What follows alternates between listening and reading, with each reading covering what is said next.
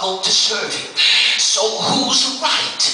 If Jesus died for everybody under the law, then that has to make sense to me, that he died for me because I could not save myself.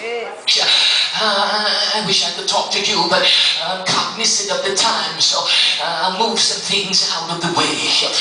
The conflict now begins to matriculate. It grows because he kills Abel, and now we've got this complete chaos.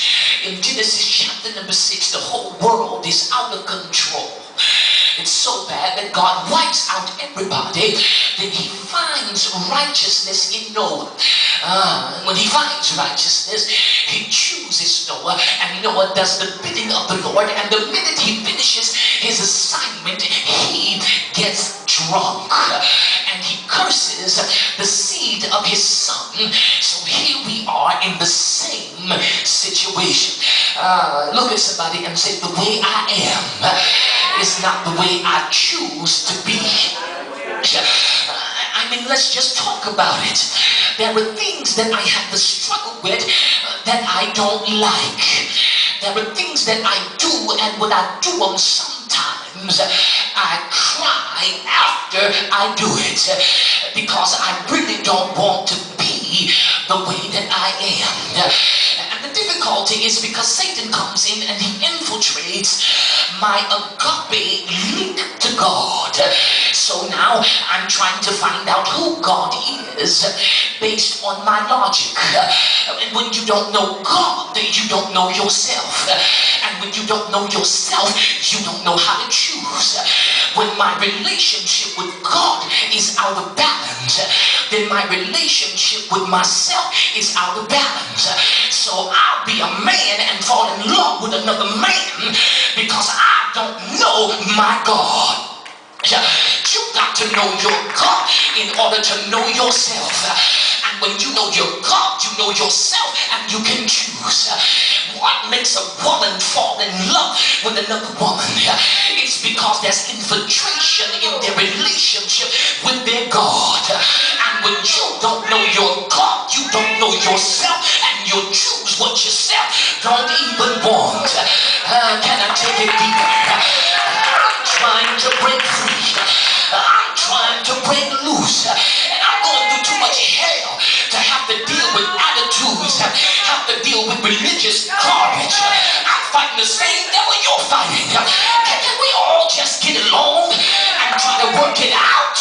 Because I'm not trying to figure out who you are. I'm trying to figure out who I am. And the only way I'll know myself is by knowing my God. Look at your neighbor, say it's not about people. Sometimes it's just about the Lord. I've got to work on my relationship with God. Do I have the time? Do I have the time? I've got to focus on my relationship, and my relationship, it is spiritual. Paul now identifies the crisis.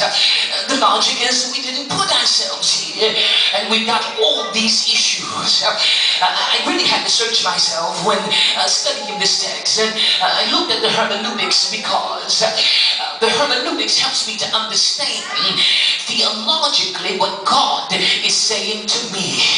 I wish I was in a church where I could just tell the truth about my life. I told the Lord the other day, I said, God, just take me away. He put me in a place where folk quit faking, and everybody trying to act like they're so deep and they got it all together. Everybody want to be in charge of everything. Everybody want to run everything. And if you wear purple shoes, you're not apostolic. If you put weave in your hair, you're not saved. If you got makeup on, you're not going to heaven. I just wish folk would just quit pretending to be godly, having a form of godliness, but denying the power thereof. You want to know when you really got the Holy Ghost? When you can get hit with Satan's best shot, and he knocks you down, but you get back up again and say, though he slay me, yeah, will I trust him? Look at your neighbor, say, I'm trying to find